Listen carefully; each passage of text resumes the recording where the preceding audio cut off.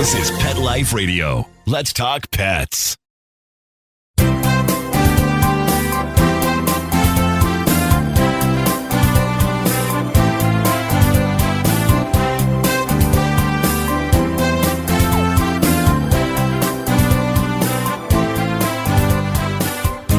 And good morning, good afternoon, wherever you may be on this lovely Sunday. Well, soon to be lovely, not quite there. You know, this is the typical spring in LA. We get all this overcast in the morning, and then as of yesterday, turned out to be an amazing day, close to in the 80s. It was great. Anyway, you're here live with Dr. Jeff Werber, your host for the next 30 minutes here on Pet Life Radio and on Instagram Live. Here for you, here for your pets. So anything you want to talk about, now is the time to just let me know. A couple of ways to get a hold of me. First of all, the good old-fashioned way here on Pet Life Radio is 877-385-8882. Once again, 877-385-8882. And, of course, on Instagram Live, you can just join on and start typing whatever you want me to talk about. And for Pet Life, better yet, join me here live on Zoom. Very easy to do. You go on to PetLifeRadio.com, click on shows, scroll to Ask the Vets with Dr. Jeff, click on the link left you there by Mark, our producer, and you can join me here live. Have your pet with you. That's the best way. That way I can see it. I mean, it's so important when you are talking to a veterinarian for them to be able to see your pet. And if I look tired this morning, it's because I am, because I got an air vet call at 4 a.m., and like the idiot that I am, of course I took the call. It was a virtual visit. And this poor dog, a French bulldog, 2-year-old, has been vomiting since Saturday morning early. Apparently went to daycare, which he goes to a lot, on Friday, spent the day at daycare, and started vomiting early Saturday morning and has been vomiting continually. She was so worried. So I get the call, and there I am. It's a virtual visit. I'm seeing the dog, which is, makes it so much easier. So I go ahead and just watching this French bulldog, and it's bouncing around. It is just clearly not sick. It doesn't mean it didn't have something going on, but it wasn't like emergency. But it was 4 a.m. So I said, you know what? I would see you, but if the dog is vomiting that much, you may have to go. So she called. I gave her 3 local emergency facilities here on the west side of LA. One, I'm not going to mention any names. I'd love to, but I'm not going to mention any names. One, could not see her for 10 to 12 hours. Another one said, we don't have anybody who can see right now because we have no one here to do an ultrasound. First, I'm thinking, ultrasound? What?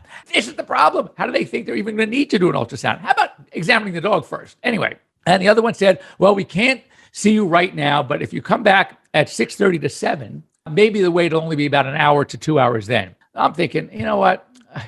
It's Sunday. Where am I? I'm here at 9 o'clock. So how about if I meet you at 7? So sure enough, I met her at my hospital at 7 a.m. And it worked out well because the dog, the belly was soft. It obviously, and she even told me in the history, if you get a good history, she goes, my dog doesn't chew on anything. He's not that kind of dog. So right now I'm kind of eliminating in my mind, is this a foreign object, something that's stuck in the intestine? No, the dog went to a daycare. I'm sure picked up something, ate something, someone else's chewed something. He munched on maybe different food. Maybe they gave him a different treat. Maybe he got another dog's treat at the doggy daycare and probably has some sort of gastritis, maybe pancreatitis, took some blood, gave it some fluids, gave it a shot to stop the vomiting. The dog is licking me in the face. So I'm not that worried and sent him home. So first of all, to go to one of these emergency facilities, it would cost a fortune. And I love emergency facilities when the problem is truly in need of an emergency facility.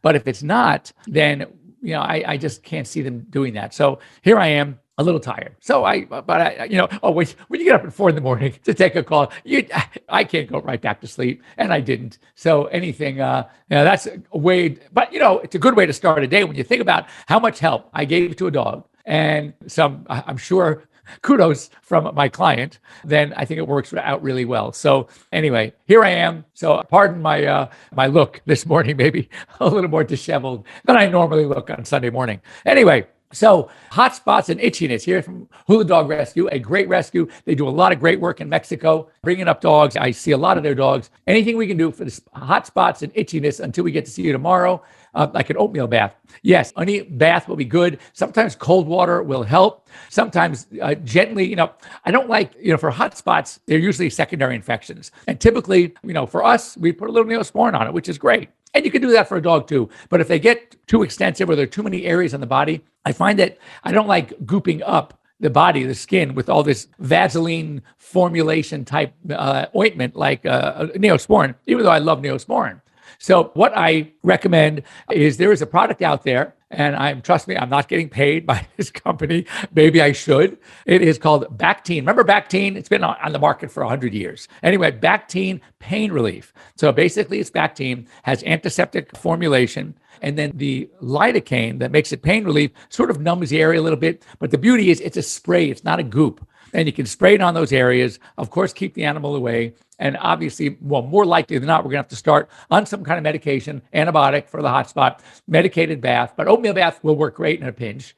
And we'll take it from there. Probably sometime anti-allergy. Oftentimes, hot spots are secondary to allergy. So the reason why the dog starts itching in the first place is because of an allergy. So allergy becomes secondary, which, by the way, are very itchy. So if you treat one and not the other, you're not going to really solve all the itching problems. And is asking about heartworm disease. So, we are here in Los Angeles, and we never really had major heartworm issues, but we are starting to see a mosquito, and heartworm is carried by mosquitoes, has been identified in Southern California that is adapted to our drier climate. We don't need that 80% humidity anymore.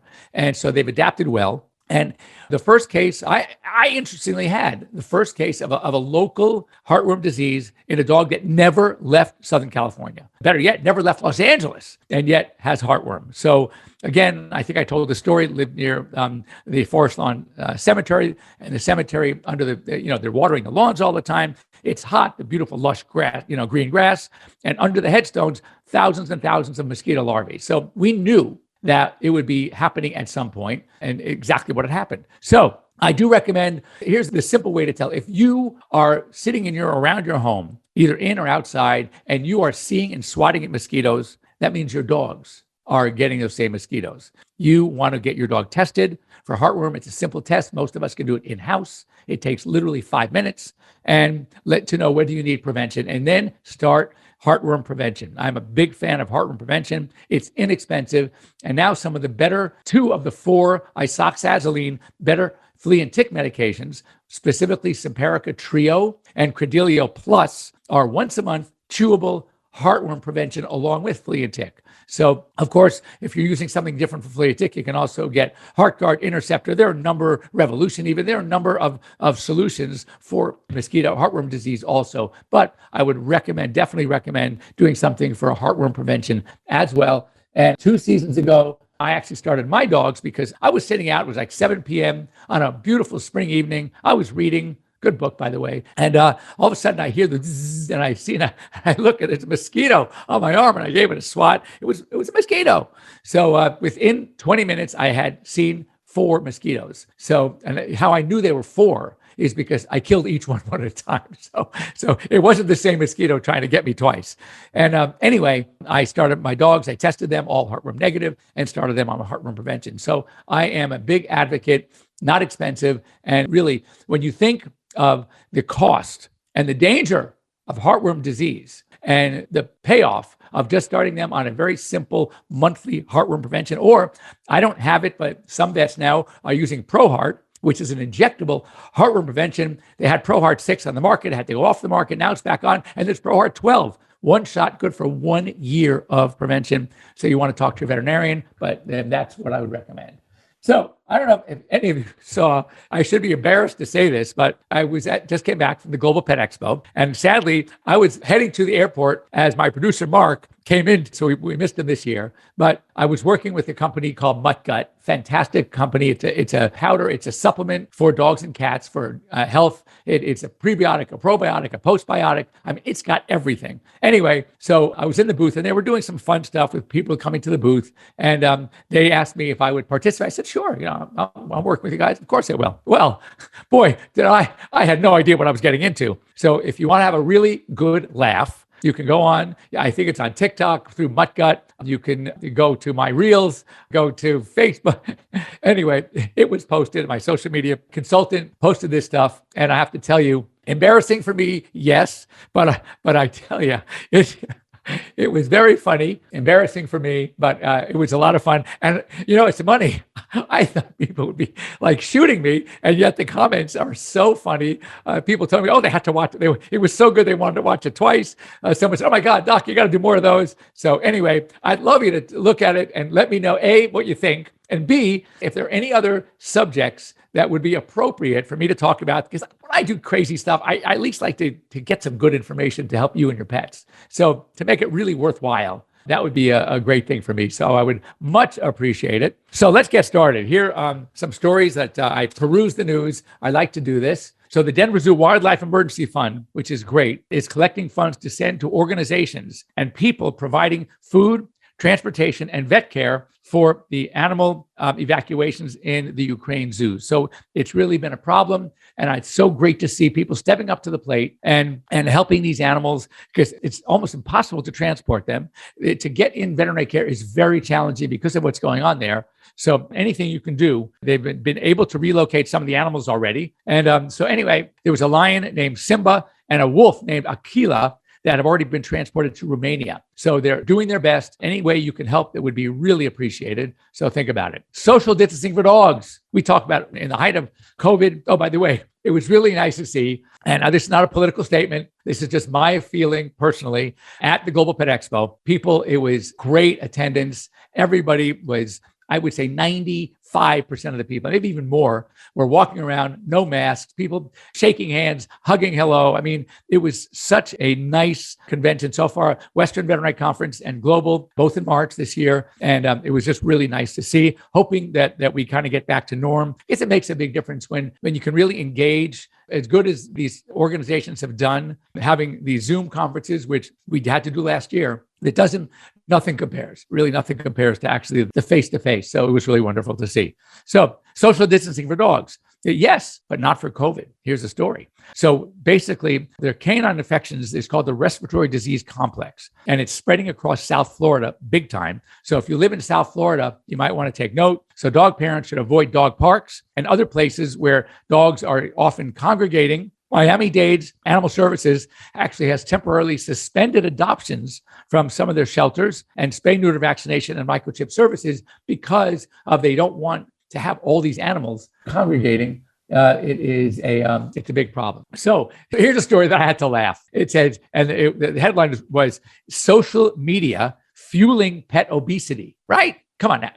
Here's the link. I think it's a stretch, but here's the link. It says 78% of vet professionals have noted an increase in pet obesity. 9% of dog owners and 5% of cat owners said their animals gained weight during the pandemic. And some experts think the normalization of chunky pets on social media is exacerbating the trend. So people had their pets home. I think it was just because they weren't getting out as much. So these dogs were, unless you made adjustments in their meals, then of course they're going to gain weight. They're not exercising as much. You're afraid to go out. But just to blame it on having seen videos on social media of little chunky pets with not saying, if that were the case, there'd be more of us walking around heavy, because it's all over the place. We know it's just a big problem.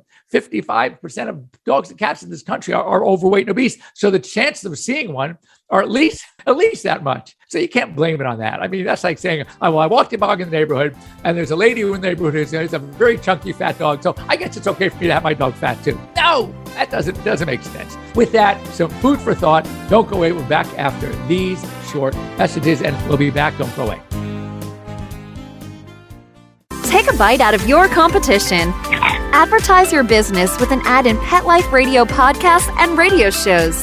There is no other pet-related media that is as large and reaches more pet parents and pet lovers than Pet Life Radio. With over 7 million monthly listeners, Pet Life Radio podcasts are available on all major podcast platforms, and our live radio stream goes out to over 250 million subscribers on iHeartRadio, Odyssey, TuneIn, Stitcher, and other streaming apps.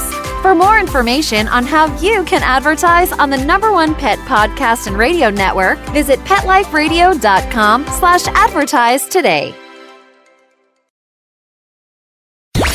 Let's talk pets. Let's talk pets On Pet Life Radio. Pet Life Radio.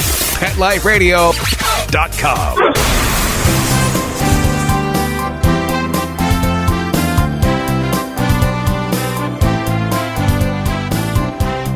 And welcome back. We're here live with Dr. Jeff here on Pet Life Radio's Ask the Vet with Dr. Jeff. And I'm getting, during the break, I have another question from one of my Instagram followers, and that is, my Chihuahua mixed dog has a kidney disease diet. Do you recommend him to drink distilled water?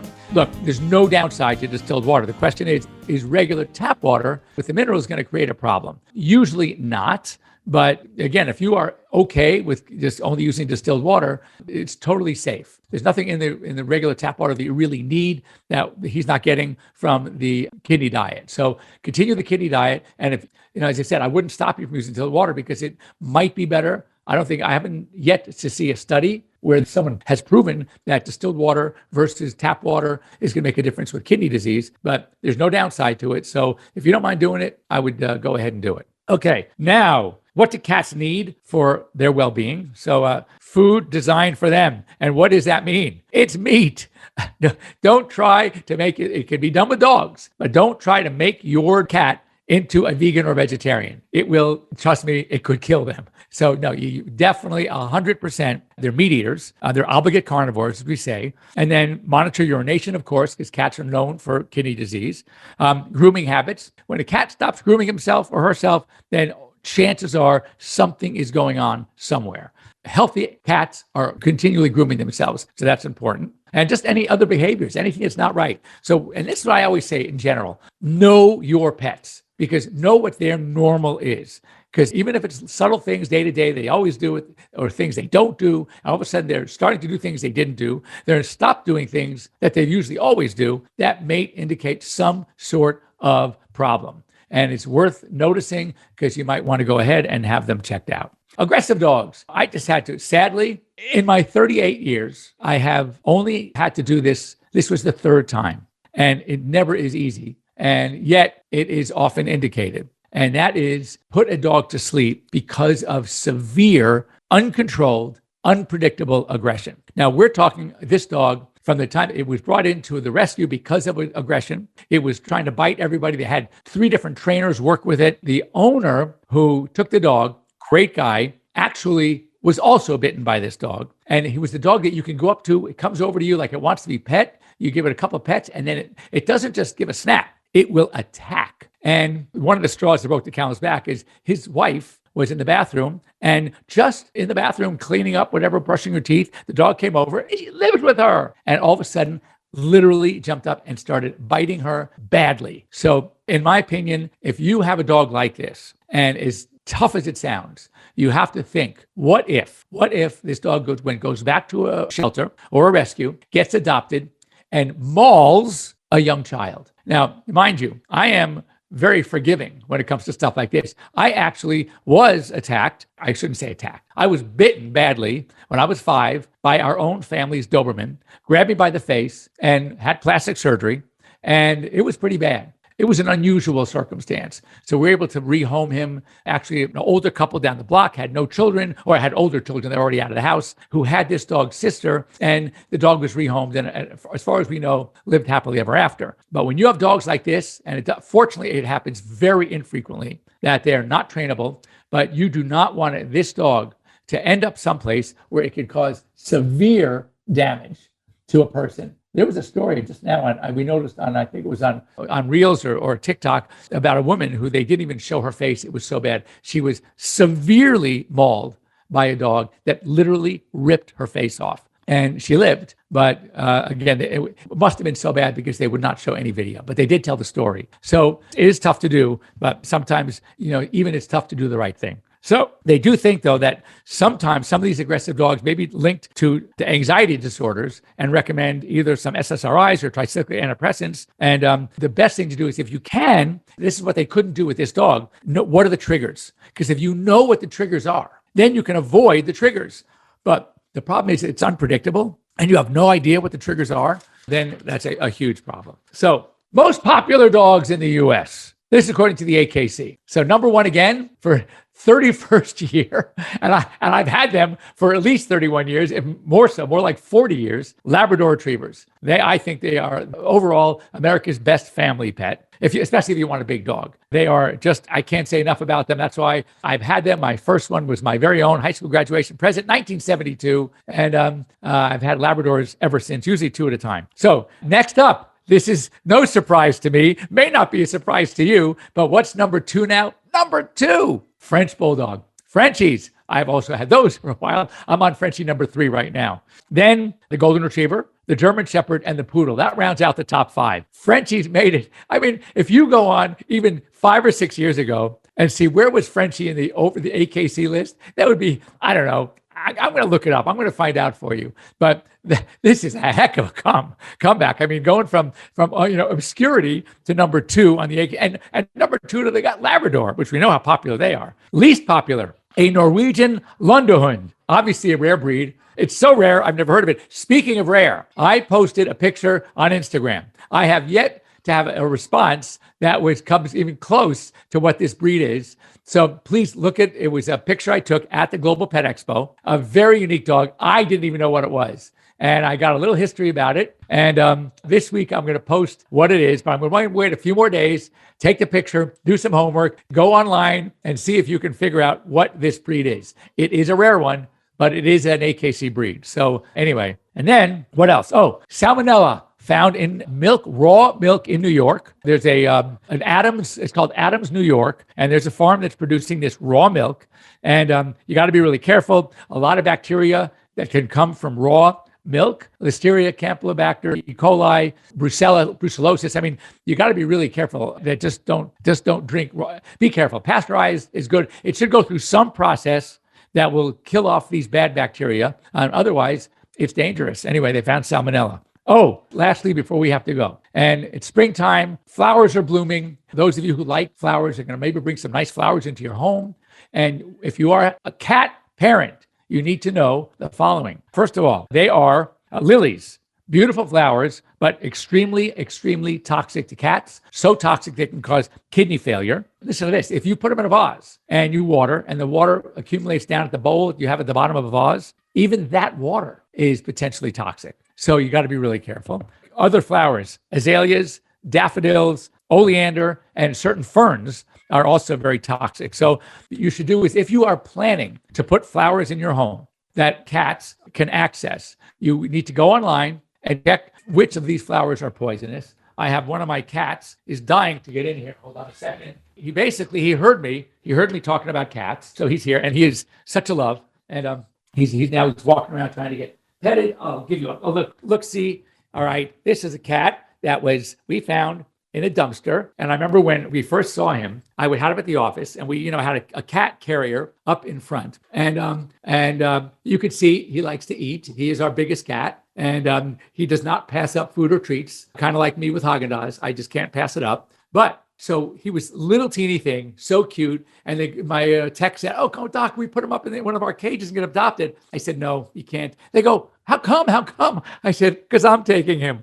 And he's just a great cat. He's a love, and he loves attention. As you see, he hears me in a closed room in my office studio, and I'm hearing meow, meow, meow. So he wanted to come say hello. So say hi to everybody. All right. So anyway, that's all we have time for today. So if you have any more, I'll stick on Instagram for a while longer. And otherwise, we will be here next week. Mark, we're here next week? Yep, we're here next week. Same bat time, same bat channel here on Pet Life Radio. And if any questions you have on Instagram, please hold up. I'll stick on Instagram for a little longer. But any other questions you may have, please send it to me. Easy. drjeff@petliferadio.com. Dr. Jeff at petliferadio.com, and send them to me. The more information you want, the more things I can talk about. And I love helping people with their pets. And just like this morning's emergency, what could have been an insane workup and bill at one of these emergency facilities turned out to be something that was very easily treated. Yes, it was early in the morning for me, but you know what? Knowing that I can help this person, it was worth getting that virtual call at 4 a.m.